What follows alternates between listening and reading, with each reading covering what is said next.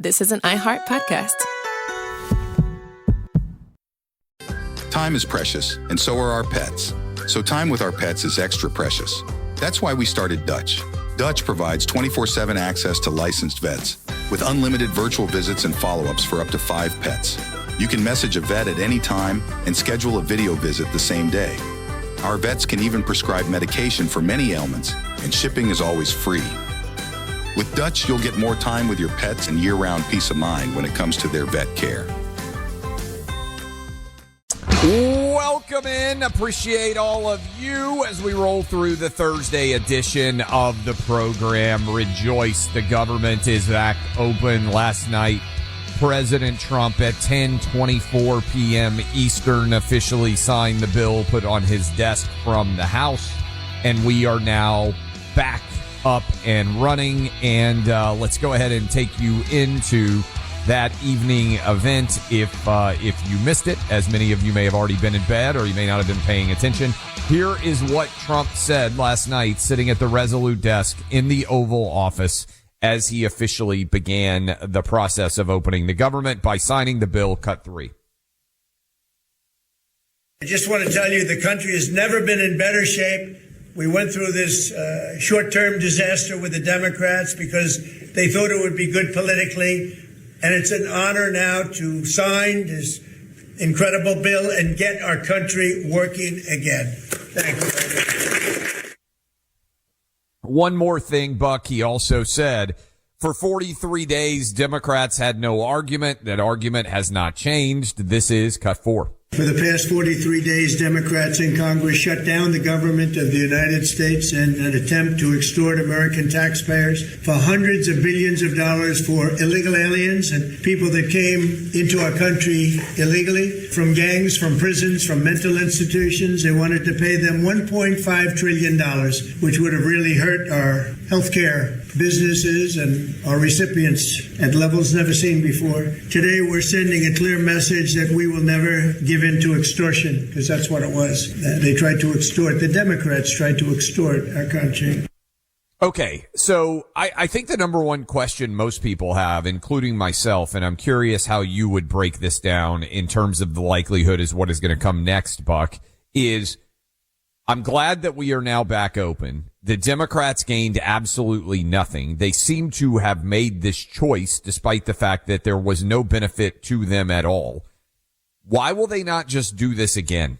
Maybe multiple times in 2026 as we come up on the midterm elections. That's question 1 for you, Buck, and I think for everybody out there too. And the second part here, I don't understand why we can't modify the filibuster in this particular fashion where we don't allow the minority party to shut down the government just over having basically a tantrum. My concern is, yes, Democrats have recognized after 43 days, hey, we didn't gain anything. Trump's not going to bend, but they may still believe that they gained politically. So my concern is, why would they not do this potentially multiple times in the upcoming year with the election cycle? Well, I think that the midterm is going to be something of, people overuse the term referendum, right? First of all, what does a referendum really mean? A lot of people don't know. So I don't know how much of a referendum it would be. But I think the midterms will factor into the assessment of whether this kind of tactic is effective or not, because a lot of the narrative is going to be built off of this, right? There's going to be a lot of posturing about how we fought, we stood up to Trump, and I think they'll see this as an opening to talk about healthcare. The problem Democrats have, and this is getting really deep into it, and Clay, this feels like something that has been building for a long time, because again, I started talking about politics for a living right around, it was the Tea Party era, right around when Obamacare was the thing, right? Obamacare was the big fight in this country politically. It shows how far back we're going now. We're talking 15 years. And they managed to, with the obvious advantages they had in the media and the whole apparatus around Obama himself and the worship and everything, they managed to both roll out the goodies. Oh, you can be on your parents' plan. Oh, we're going to expand coverage. oh, we're going to make mental health and physical health, give it parity and all these things that people go, oh, well, that sounds kind of good, with this promise of you're going to keep your doctor. It's going to bring down costs. It's going to make the healthcare system more efficient. All of that is a total failure. In fact, it's worse than a failure because it went in the other direction. It made, it's one thing to not achieve your goal. It's another thing to make it worse. If I was giving somebody, special diet cookies and they didn't lose weight, that's bad. If they gained 50 pounds, that's even worse. That's what the Obama care bill has actually done. And I think that health care is going to be a big part of what the midterms, because healthcare goes right into affordability. You're going to hear that word affordability, I might add, ad nauseum. You're all going to get sick of it. We're all going to get sick of talking about it, but it matters. This is the new version of kitchen table economic issues. So Clay, about the shutdown, I think it's the beginning phase of Democrats trying to convince the American people, enough of them that they can regain power. Remember, they're not trying to convince you, me, or this audience, but they're trying to regain power through convincing enough Americans that they stand against Trump. That's point one. No matter what that means, we stand against Trump. Yes. No kings. And point two, we're going to make your lifestyle more affordable somehow. I think that's going to be the whole thing. They don't want to say we're going to kick open the borders and let criminals run wild on the streets. That was kind of a loser for them in 24. That wasn't a good take. But I still think they're going to do it again. And so if you're out there and you're saying, what are the consequences for Democrats doing this? Yes, they have an internal civil war. Yes, Chuck Schumer is under siege, but I don't know that they actually lost anything. And if anything, I think there's an incentive to try this again, which is why I would solve this. And I'm saying this on behalf of Republicans who may be the minority party again, almost certainly at some point in the next decade. Republicans won't have control of the Senate. Why in the world would we not put in place procedures to stop this from happening?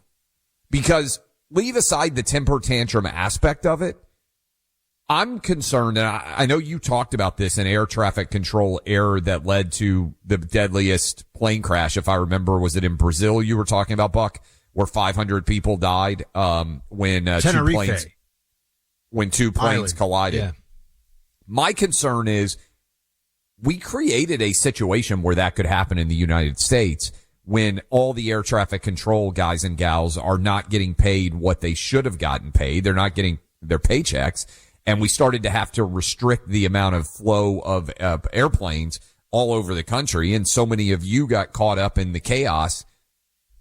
We could have had a real disaster there. That's the area, I would argue, of our federal government that is most important, given the consequences of being wrong. In fact, I know you're a big fan of this show too. You remember one of the seasons of Breaking Bad actually opens with an air traffic controller losing track of what's going on and allowing two planes to collide in the air.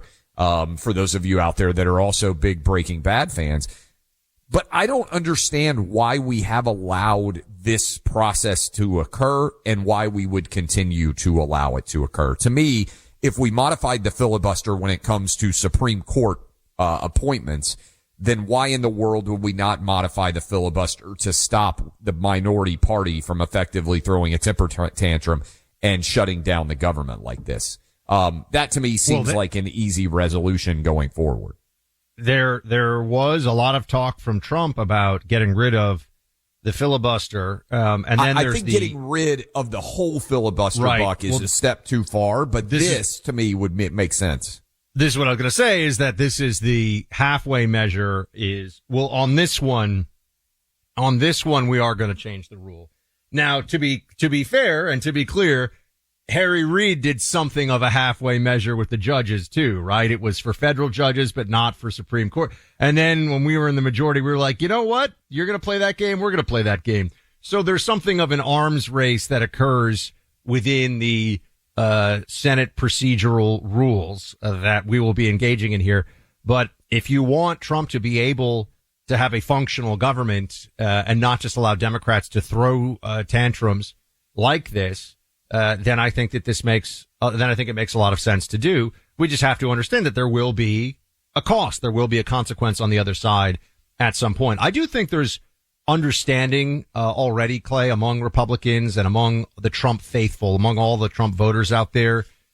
Democrats will be back in power at some point. You know, the triumphalism of the first 6 months, because it felt like such a sound and resounding defeat of Kamala and the forces of evil, also known as Democrats, that has given way a little bit to, oh, wow, they can still make people like Spamberger win in Virginia. Kamala was closer than we think. As awful as she was, I mean, that's what I always like to remind people of. They almost won with Kamala, and they did win. I know the shenanigans, but they did win with a dementia patient and Joe Biden. Yes. So there's a lot of Democrats out there, everybody, and a very powerful machinery around them. So we need to be prepared, not just for this midterm, but get ready for what things are going to look like if and when they take power again. All right, you want to set up this conversation. Let's go ahead, because we talked about it yesterday, the H-1B visas. Yes. Some of you may have strong opinions. In fact, I'll open up the phone lines on this, 800-282-2882. For people who have used H-1B visas before, business owners, management, I would be interested in hearing your experience. I candidly have not ever, as a business owner, been involved in anything involving these visas, but there was a significant discussion between Laura Ingraham, who is very opposed to these, and President Trump, who in general has been in favor of them.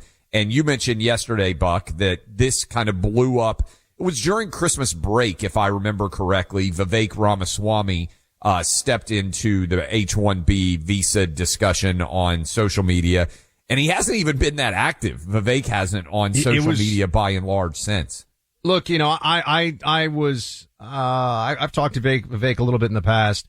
I was very skeptical of his run because to me it felt like it was just for attention and brand building, and it was successful in that regard. But I liked a lot of what he said, and I think a lot of what he said was in earnest. That tweet was one of the worst self-destructive tweets I've ever seen a Republican politician put out in my life, because it really was like a swipe at America. And it felt like it was something he really believed. And that is not good. And by the way, you know, his opponent in the Democrat opponent in Ohio, what do you think the first thing that she's attacking him with already on that is? I do think Vivek America doesn't have a culture of excellence. Where do they have a culture of excellence, Vivek? Explain that one to Clay. One of the worst tweets I've ever seen. I mean, not as bad as writing a memoir about shooting your dog, but bad. Bad. Positive is Vivek appears to be on track to win Ohio comfortably, which would be important. And I do think he would be a good governor. But when we come back, I want to hear, phone lines are open, 800-282-2882. I'm not wanting your opinion on this if you haven't interacted or used these. I want people out there in our audience who have used the H-1B visas. We're going to dive into this. We'll talk about it some during the course of this hour. We also are going to be joined by our friend Bill O'Reilly at the top of the next hour. Much to discuss, including Bill O'Reilly. Didn't he say this? He's totally wrong on this. We'll have to tell him that Gavin Newsom has no political future in the Democrat Party, basically, as the president. We may tag team Uncle Bill on this one, Clay, but just remember, he's got old man strength. You know? That is certainly true. I'm getting to be an old man. I think I'm starting to have some old man strength. What is it about you reach an age and the grip strength that you have is like terrifying. You know, all of a sudden I think you're like, it's like when people used to say that somebody was farm strong. It's like you have lived a life where if you are physically active, it's carrying around kids, it's dragging the chairs to the beach, it's just all of the non-gym related musculature. It adds up to I don't think Uncle Bill would be great at deadlifting, but I think he could probably crack a billiard ball in his left hand, like no problem. Potentially so. We'll talk about this, but H1B1, you guys, loaded lines, I can already see. Poor producer Greg. I only want people who have experienced it, not your opinion on this. I want to hear from people that have actually used these. Cell phone service is an area where you can save money, and these days, with the price of things, we all want to be saving money. Switch to Pure Talk and get unlimited talk, text, and plenty of data on a super fast 5G network for just $25 a month. That's about $50 a month or more in immediate savings. Pure Talk service uses the same towers as one of the bigger companies. The reason they can offer a more competitive price is because they don't have retail stores that increase overhead. They also don't have big stadium sponsorships and throw away money on all kinds of marketing that doesn't really do anything. But when you work with Pure Talk, you're getting the best, and you're relying on a 24/7 all U.S.-based customer service team. They'll help you switch your cell phone service over in about 10 minutes. Just dial pound 250, say Clay and Buck. When you do, you'll save 50% off your first month.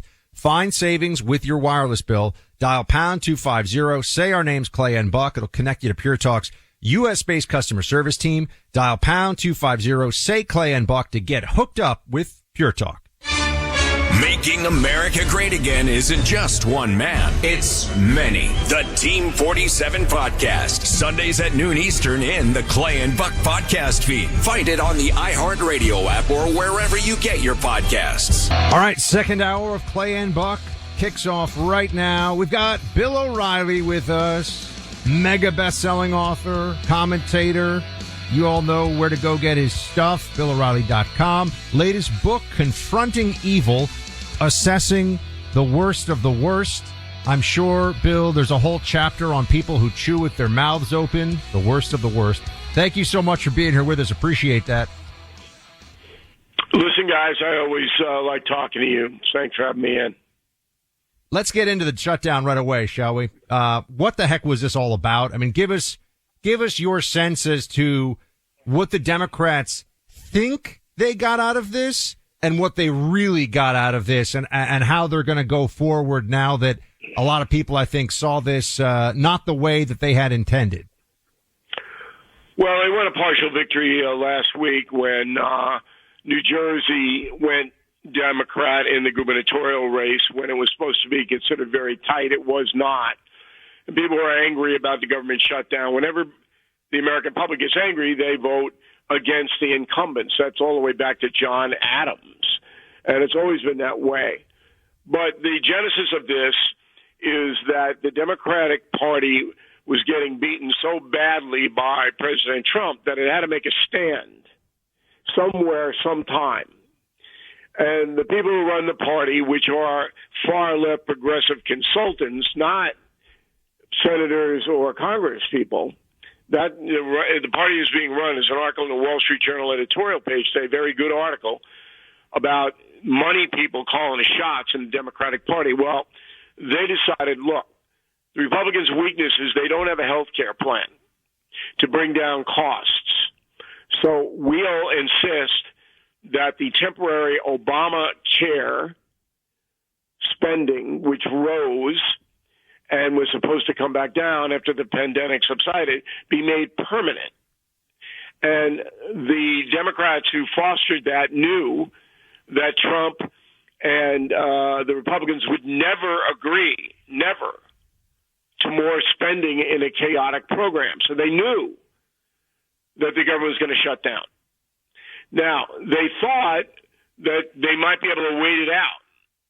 But when 8 Democrats defected, it was over. So 43 days, millions of Americans hurt for nothing. The Democrats got nothing. Bill, it seems quite clear that Democrats recognize that they misplayed this, that they have created a mess for themselves. And so they decided, hey, the government's opening back up. Let's distract everybody. Let's throw out this Epstein story all over again. You've known, and Buck and I talked about that yesterday and said, hey, this is a clear attempt to try to avoid attention being placed upon their incompetence. What is the game plan here? As we look ahead to 2026, shouldn't we be concerned that they're just going to shut down the government again and again?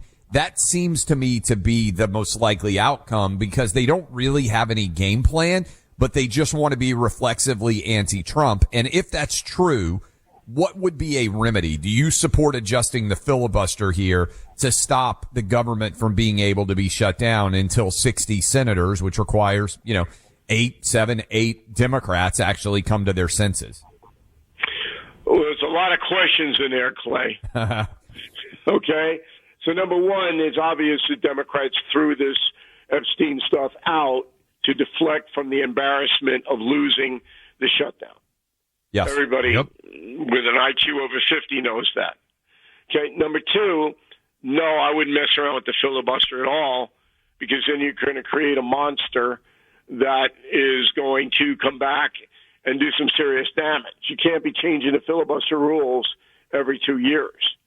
Number three, the way to do this is for a new law, and the Republicans have enough votes in both the House and the Senate to pass it. It says you get one shot at an adjustment of spending during a fiscal year. One. So we have a January date coming up where this might happen all over again. But I suspect it won't, because Democrats now are becoming the party of the mean party. And while a lot of Americans aren't smart enough to understand what's going on and don't really care, most do. And so if the Democrats try the same stunt in January, there's going to be a lot of anger. And then you're only talking about 9 months until the midterms. So the Democrats got to be very careful here. But the way to stop it now is to pass a new law. You get one shot on a continuing funding basis of fiscal year. Makes sense. I mean, they've got to figure out something to streamline this. We're talking to Bill O'Reilly, Confronting Evil, his latest massive bestseller. Make sure you go out and get a copy of it. So, Bill, we watched, or at least I watched, I think Clay saw some of the clips, you on Bill Maher. Well done, by the way. That's always it's a good show when they have somebody who doesn't just agree with all the communist lunacy out in California. So it was good that you were there. One thing, though, where Clay and I both wanted to press you on this one a little bit. You said something about how you don't think Gavin Newsom has a shot at the national level for the Democrats. Expand upon this one, because we were both thinking that's, look, I'll just say it. We both have said we think it's going to be him at the top of the ticket, AOC at the bottom. It sounds like you disagree. Tell us why. Because his record is so abysmal in California, it'd be very easy for the Republicans to just take him apart. And, the spending irresponsibility, and just yesterday, his chief of staff was indicted on corruption. I mean, you start to look at this guy, Newsom, you're going to find 1,000 things that are going to weigh him down. And I'm not sure the Democratic Party wants to go with a candidate who's going to be on the defensive every single day. So I would say that a guy like Wes Moore, who's not as defined, he's the governor of Maryland. And he's a patriot, a military guy, has done a decent job trying to combat crime in Baltimore. I'd say he has a much better chance because he doesn't have that baggage. Now, Newsom is a good campaigner. He's using Trump tactics. He's, running on a populist thing. But when you use 1 million citizens, that's how many have left California under Newsom, 1 million. Most of whom were affluent, paid big taxes. 1 million. You got something wrong with your state. All right. Well, we agree that he's done an awful job. Unfortunately, I think Democrats don't care about results. And he's the most strident in his attention but it's gathering. Like Kamala Harris, though. Yeah. They care about winning the next election, the presidential. So if you're going to put up a Kamala Harris, all right, and she can't articulate anything, which is what the case was, has not one solution to any problem, nothing, you're going to lose. Should we do another guy from California whose record is disastrous, you're going to lose. Should we do a stake bet here? I don't think the three of us have gone out to dinner together. It's a little bit unfair because, Buck and I get to pay half and half. But we think that Newsom will be the nominee. You do not. We're giving you the field, which actually is a great deal for you. Do we have a handshake bet here? Buck and I say right now, Gavin Newsom will be the nominee in 28. Are you willing to put a stake on the line? It would actually be 2 stakes for you over this situation. not because I'm that confident I'll win, because it's going to be a totally different country in 3 years. It's going to be a totally different country in 1 year. Yeah. That's why the election last week isn't going to have any direct bearing on the midterms next year. The country is changing with lightning speed. Lightning. How concerned are you about that, by the way? Because Buck and I think one of the big stories that is still not getting enough attention is AI and how quickly it's going to change everything in this country. Buck and I have been talking about it a lot on this program. Are you of the opinion that AI is going to be transformative in many ways in terms of jobs, in terms of and disruptive life, with that and transformation? Disruptive, yes. The AI approach, because it's not quite here yet, is going to alter the media above all else. Because on social media, where you can't track these people down, you can't hold them accountable in court of law, you're going to have fake videos 24/7. Yeah. 24/7. There's a congresswoman who accused Trump yesterday. Let me get her name. I got it in my notes because I'm going to do it on the No Spin News tonight on BillO'Reilly.com. She accused, and I'll just read you the quote, Melanie Stansberry from New Mexico. Okay? She says, I'd like to say to the American people, believe your eyes. We have all seen photographs of Donald Trump with underage girls sitting on his lap. That's a quote. Yeah. There are no photographs of Donald Trump with any girl on his lap. There was an AI photograph that was put out. Yep. Now, this congressperson from New Mexico is lying to the American people. Now, I don't know whether she is just stupid or venal or what, based upon some AI fake image that she saw. So multiply that by 10,000, because that's what's going to happen. And there's no regulation about it. How about that for a frightening scenario? No, it's well, going to be. And also, Yes. how do you hold someone legally responsible, let's say, for defamation, Bill, if they say, well, I saw this news site shared this photo and it looked real? Because especially for a public figure, as you know, the standard has to be malice, has to be false. Tough to prove malice if someone's actually looking at a photo that looks like a real photo, right? I mean, I just think it complicates matters tremendously. It makes it harder, but I think if Trump wanted to sue Stansberry, he would win. Because her statements about Trump are malicious. So you can bring in a whole bunch of other stuff. And it's the responsibility of any person trafficking in the public arena to make sure what they're saying is accurate. Well, especially something like that, right? I mean, No doubt. Yeah. Insinuating, some kind of sexual, violation, violation of law is She lied. She right. Well, lied. of course. The Right. But you're going to see a lot doesn't more of exist. this. Okay? Yeah. An AI image may exist. That's not a picture. If I were Trump, I'd go after her. And if somebody does to me, I'll go after them. It's going to happen to everybody, Bill. I think you're hitting on something that's so incredibly important, because it's going to become virtually impossible to distinguish between photos, videos, what is real and fake. And honestly, what isn't real. Yeah, You bet. people are going to believe whatever they want to believe. So there is going to be no ability to really kind of rein this in. This is kind of a silly one, Bill, but there was that photo after the Louvre heist. This is much less serious than the Trump thing, but after the Louvre heist, there was the photo of the detective who looked like he was, dressing up as like a French detective from, like the 1950s. And everyone was like, is it AI? Is it not AI? It was actually a real photo, apparently, but the guy had nothing to do with the cops. But by the time that photo had made it around everywhere, nobody knew what was reality. Everyone thought this guy was the lead detective on the Louvre case. It even gets worse than that. There was a picture of me, Waters, Beck, and Carlson at the White House, but that was a real picture. But By the way, I'm tempted to say it was AI. no, this is also going to be funny, Bill. The things that are actually real. Do you know what the number one response is going to be? It's AI. Everybody's going to say that, and we're not going to have any idea what is real and what is fake, because if something's out there that you don't like, you're just going to be like, that's totally made up. That's AI. And if it's really fake, you're going to say, wait, that's fake, and none of us are going to have any idea what's real and fake.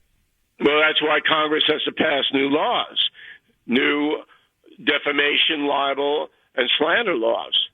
And they have to pass them pretty quickly to make it easier for people to sue.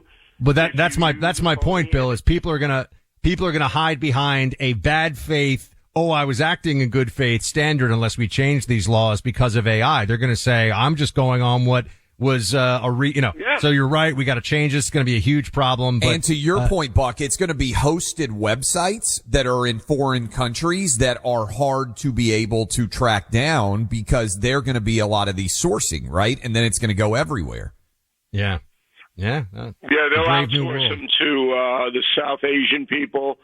But we should have the British system anyway, and the burden of defamation should be lowered here because the charlatans are running wild, and it's gonna make it even harder for decent people not to get framed and extorted, and that's why Congress got to get involved.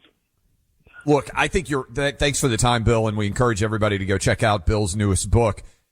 I think the Times v. Sullivan standard, and I've said this for a long time, is going to have to be readdressed. That's a 1960s, early 60s civil rights era precedent.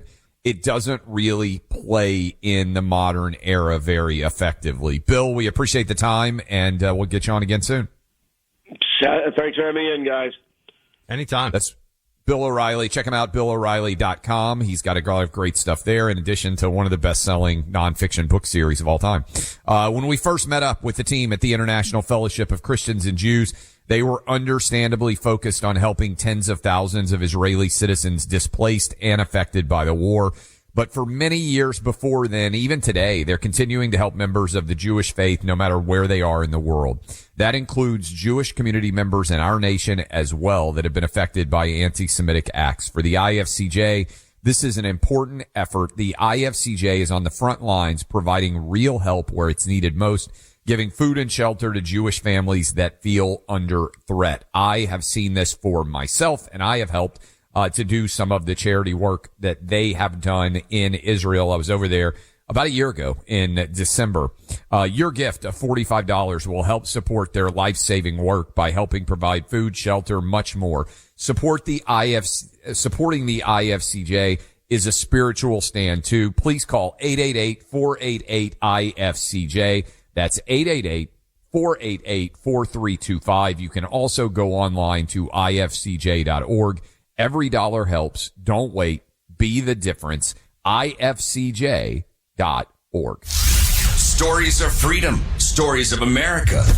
Inspirational stories that unite us all. Each day, spend time with Clay and Buck. Find them on the free iHeartRadio app or wherever you get your podcasts. Welcome back into Clay and Buck. All right, something here real quick. I want to get back into the H-1B discussion because we got all lines lit about this. We wanted to have Uncle Bill on to give us the general political rundown of what's happening right now. But we'll get back to H-1Bs. The big conversation, and I had mentioned this in the first hour, I said, look, what Trump said when he said we don't have the talent here, he didn't mean that. I know Trump. He didn't mean that in the broadest sense. He meant that for specific things, which is why we have an H-1B program, there are times when we actually do need to bring in. And by the way, they're very, there are countries like South Korea, Taiwan. There are specific instances where there is a skill set. I brought up TSMC, one of the most valuable companies in the world.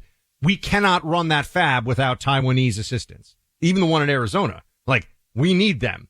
So that's where your H-1B program is now I think that's a small fraction, but that's what Scott Bessent, this is cut 28. He said, look, what Trump was really saying is what Buck just said to you. Play it. The president's point here is we can't snap our fingers and say, you're going to learn how to build ships overnight. We want to bring semiconductor industry back to the U.S. There are going to be big facilities in Arizona.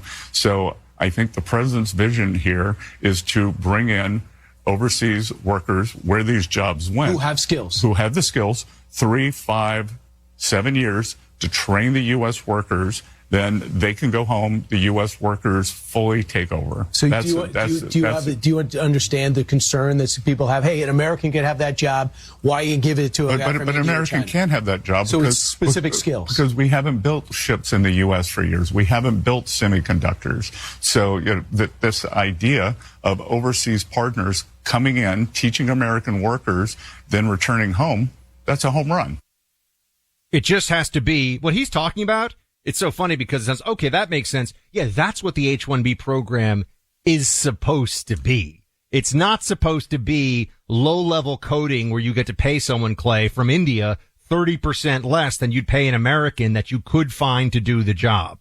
Not only pay them less, basically have them handcuffed because their ability to stay in the country is entirely reliant on them being productive workers for you, This right? is why people start to say it's a little bit like a modern indentured servitude. That's exactly what it is. And then they say, well, then why were they willing to do it? Well, one, they make a lot more money here than they will in India, for example. And two, as I said, there's the whole incentive of, well, I get to bring my family here. I get to skip the overall immigration line. I get to then apply in America to try to stay with get a green card. There's a whole thing here. All right. We got back and forth on this one. So we're going to try to move quickly, through the various opinions here. Geraldine in Southern California, a computer programmer. What do you think, Geraldine? Hey, nice to talk to you again, Clay and Buck. I am a computer programmer, and you all just kind of covered the points that I made to producer Greg. I used to work for a company that was multinational, and it was it was past the initial startup phase, but it was a pretty young company, and they were still trying to trade on their startup culture. And a lot of the programmers I worked with were H-1B visa holders from India. And I think I couldn't prove it, but I'm pretty sure that and we never discussed it because that's tacky in spite of what kids these days think. I've noticed it's the trend among millennials and Generation Z to discuss your salary. Don't do that, kids. It's bad. Anyway, we never talked about it, but I'm pretty sure all of those programmers from India were making a lot less than the rest of us were. And they were very good at their jobs, but not necessarily better than the rest of us who were American bred and born. Sorry to cut you off, Geraldine, but you feel like in your experience that they could have found American workers who could have done the jobs that these H-1B workers were being hired to do. Yes, I think they could have, and I think they would have had to pay them more. And I think that my Indian coworkers were happy to accept less money because that meant they got to stay in America. I think the points you were just making are exactly correct. Thank you for the call. I mean, this is fantastic, by the way. I wanted you guys who had experience. I appreciate Geraldine. Let's go to Jim in North Carolina. You've run a business and you've had, you say, dozens of H-1B employees. First question for you, could you not have found Americans able to do those jobs? Second question for you, what, if anything, do you think should be changed about the policy, or do you think it works well now? Well, great to be with you, Clay and Buck. First, let me just say that the H-1B program is abused in various places around the country, and particularly in the IT arena. I will tell you that the dozens of H-1Bs that I managed, we hired them for one specific purpose, and that was because they were more productive than their equivalent American counterparts. When you run a business, it's the bottom line that drives your business. You got to be productive. And if you've got foreign workers who are willing to work harder with more attention to detail than their counterparts in America, then you're just drawn to have to hire them and keep them employed. We always were on the search for hardworking American workers in the IT arena, particularly in the data warehousing business intelligence arena, but we just couldn't find the ones that could work at the same level, the same degree of attention to detail. So your position is there was no fungible alternative for American workers. You legitimately believe you couldn't have run your business without being able to hire these individuals. We couldn't be as competitive as a business by hiring workers that were 50% less productive than their H-1B counterparts. Where did you go to get your workers? Mostly India? Most of them were South Asia, Indian. In fact, I still have maintained relationships with a lot of them. One other thing that's been missing in all of this, when you're looking at a merit-based immigration program, there's no better kickstart for that than the H-1B program, because a good percentage of those do become American citizens over time, and they add so much value to our employment sector. Thank you for the call. David in Raleigh, you say you have been an engineering manager. I think that's what that says, for 15 years and worked with a lot of H-1B employees. Your take? Yeah, I believe that for the most part, Laura's right. We're flooding the market with too many engineers, and it's clearly disrupting the supply chain of engineers. If you look at when I came into the industry in the early 2000s, engineers aren't making that much more than, adjusted for inflation, than we were back then. But I think the bigger issue, like when Lutnick came out and said, hey, it's going to be $100,000 per year per H-1B, a lot of us were excited because that would fix the issue to a large extent. But what will happen is the companies are just going to offshore these jobs. We're already setting up design houses in India. Every big Fortune 500 company has a design house, essentially, under their umbrella in India right now. And they're growing those right now. And so we're watching these jobs just go straight to India. Thank you for the call. Well, part of this is also the upstream, downstream reality of when you have the consistent and systematic undercutting of an American wage in a certain industry from, let's be honest, in the case of India, the most populous country on earth. There are a lot of Indians, like 1.3 billion or something like that. And when you have this going on, it's going to create deficiencies in the American sector because, Clay, perfect example. When I got out of school, when you got out of school, everybody in the top of my class at Amherst, unless you wanted to go save America at the CIA, everybody in the top of my class, there were 2 job tracks for you: investment banking, management consulting. Both of those, by the way, you could argue, where's the value add there's a lot of more detailed discussions. There's been whole series, TV shows made about management consulting and like how it's, lower your costs, raise your profits. Like that's brilliant. That's one that's really being erased by AI because you can plug the large data sets in. But those were 2 areas where in your 20s, you could come out and you could start making, and I'm talking about 20 years ago, mind you, 20 years ago, you could make $200,000-300,000 in your 20s, pretty readily within a couple of years. I mean, I think the starting salary at the investment banks, I got an offer from one at Citigroup, was like 150.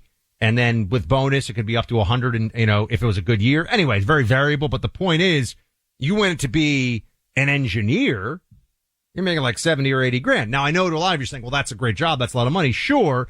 But if you had the grades to be a top engineering recruit, you also probably had the grades to go work at McKinsey and tell people how to run their companies that you've never run before and make a whole lot of money. So this is I'm just saying the incentives that have been set up because people were thinking, oh, well, coding almost became, or a lot of these computer skills that we're hiring H-1Bs for are back office.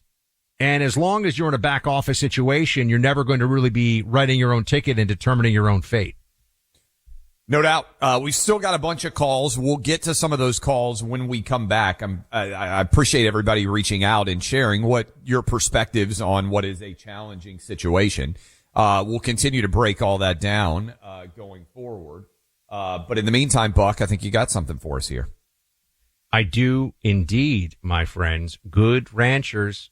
I've got Captain Flatley visiting down here. That's right. Captain Flatley. He's, captain of airlines. Or airline flying, rather. And he likes a great steak, just like I do. And so does my wife. And we go to Good Ranchers for them, my friends. We are stocked for this holiday season, thanks to Good Ranchers. They deliver great tasting steaks, burgers, pork chops, bacon, even salmon. It arrives via overnight shipping, packed securely, ensuring freshness. It's like having a restaurant meal at home every night. Look, no matter how good a cook you are, if you don't have high quality proteins, you're not going to be at that top tier of deliciousness at your kitchen table.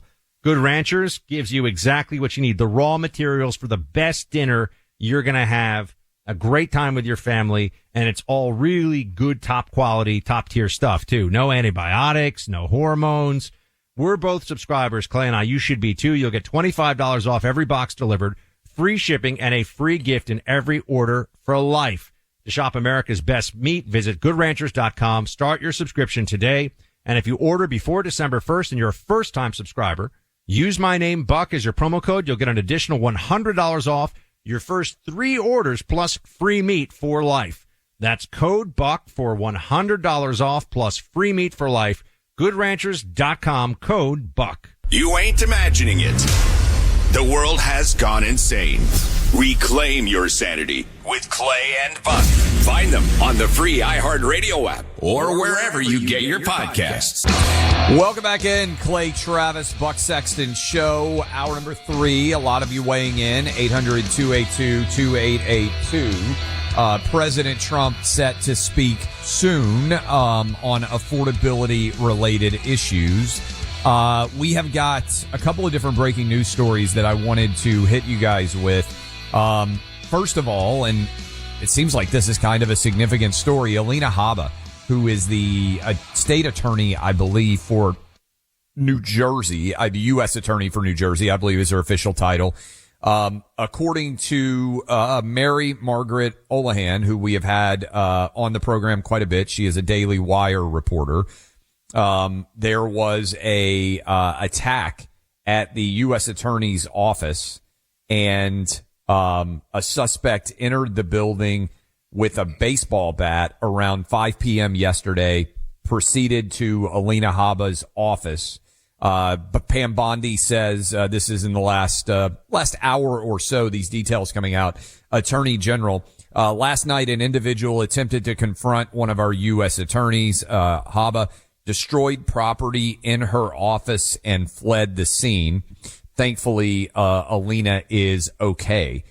So again, left-wing violence is certainly an issue.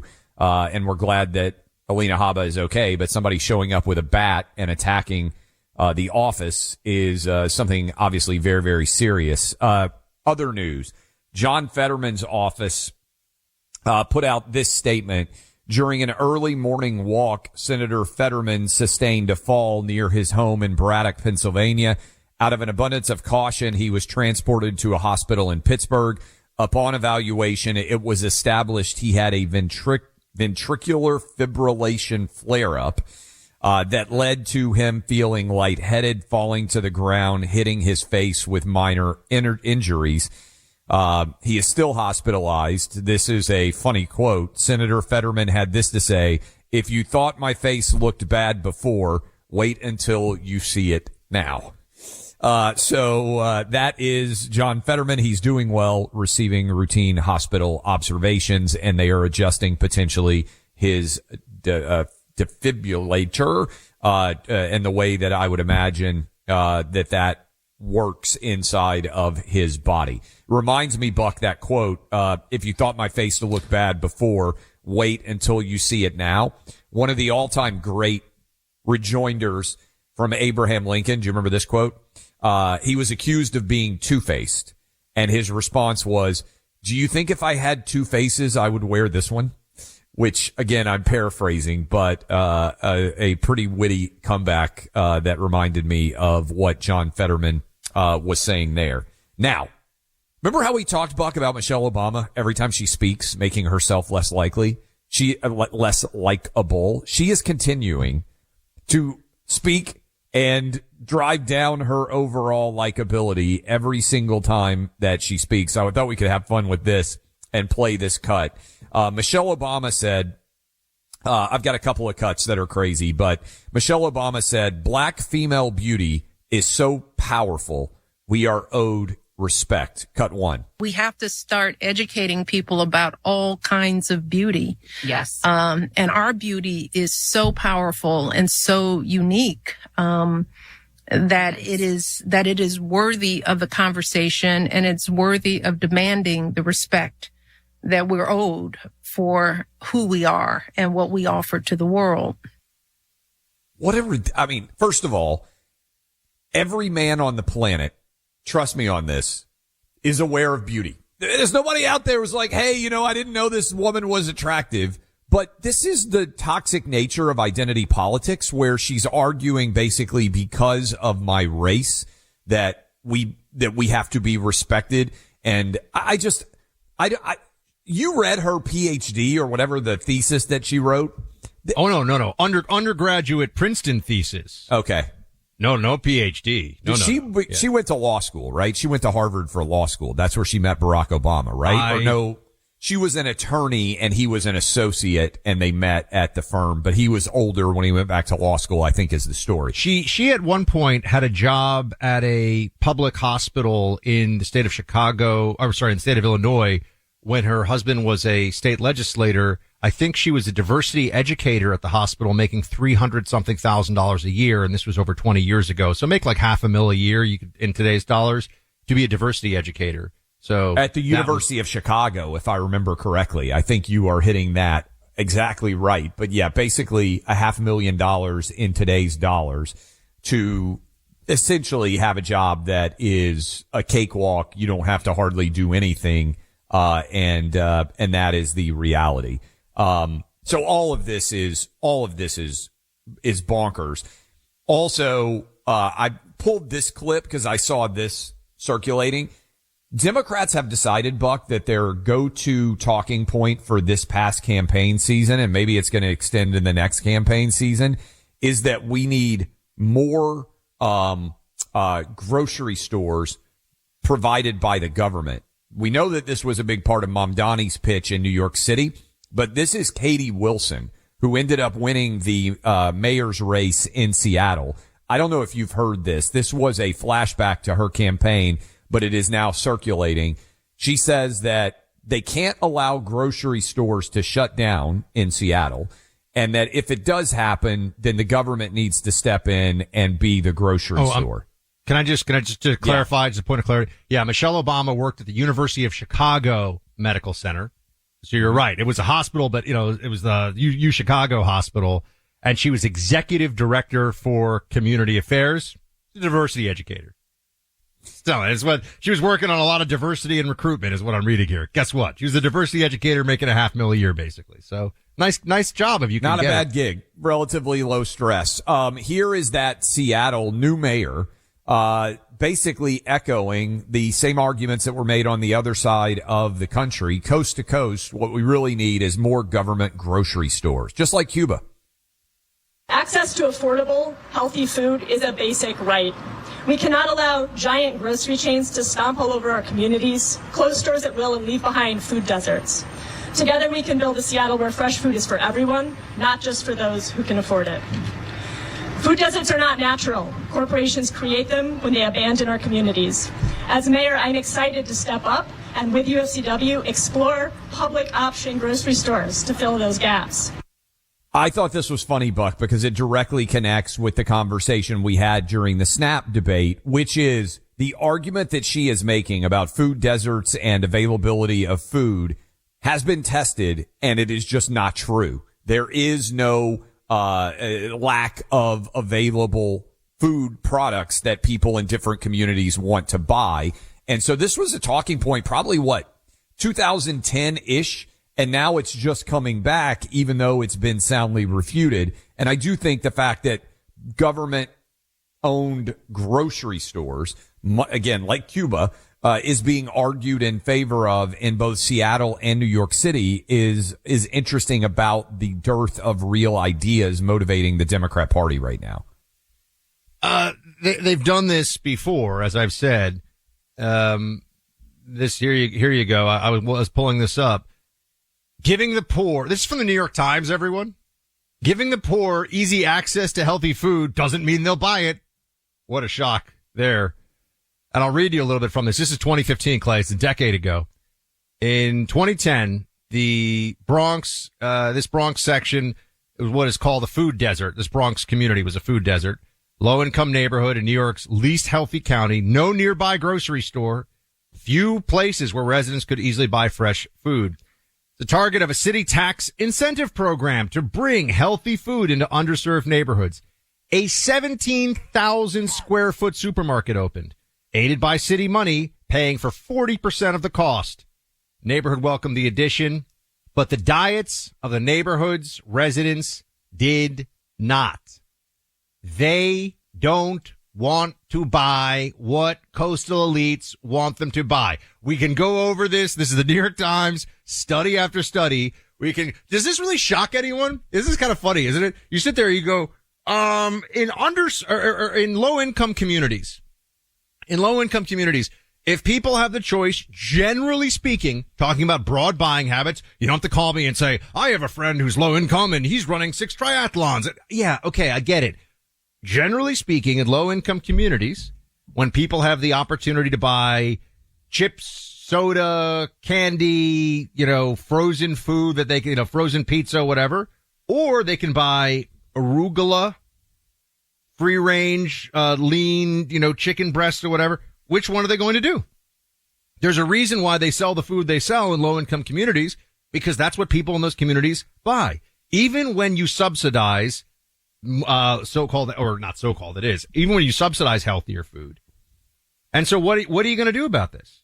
You either let people make their own choices and eat garbage, basically, not actual garbage, but you know what I mean? Eat stuff that's bad for you. Or you let people, you tell them that this is all. Remember, Clay, they're worried about food deserts, but the SNAP program has to cover chips and soda. Well, which is it? Yes, and the government-run grocery stores.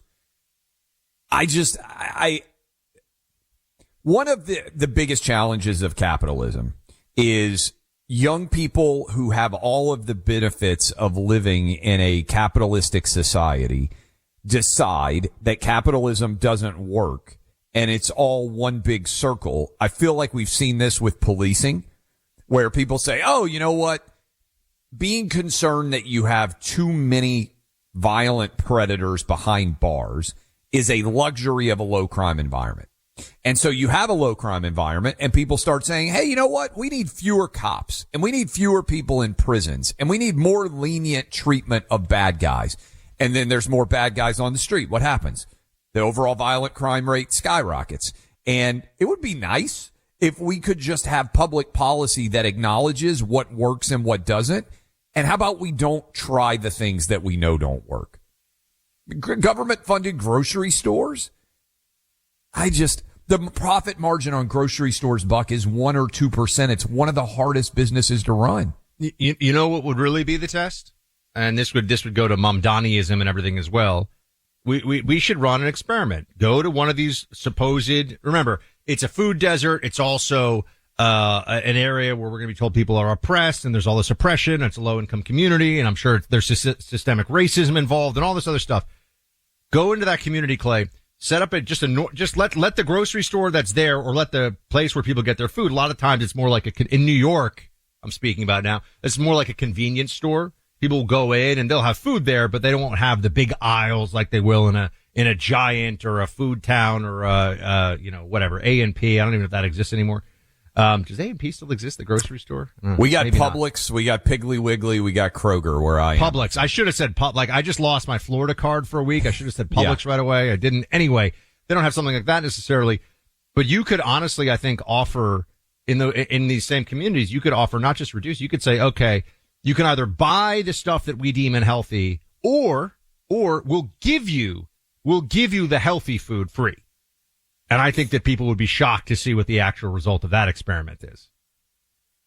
I think that would be super intriguing as well. People want to eat what they want to eat, bottom line. Right. And we'll come back. We'll take some of your calls. Still a lot of people weighing in. H1B discussion. Impressed by the quality of takes there. But I want to tell you we are a little bit less than 6 weeks until Christmas, believe it or not. Thanksgiving is, am I correct in this? 14 days away. 2 weeks from today is Thanksgiving. It's going to be here in a hurry. We're going to be rolling into the holiday season, and you can give an incredible gift to your family. That's a legacy box. They can take your old VCR tapes. They can take your old 8mm film reels. They can take your old photographs. Whatever family media you have, you can get hooked up right now at legacybox.com/Clay for a $9 per tape deal.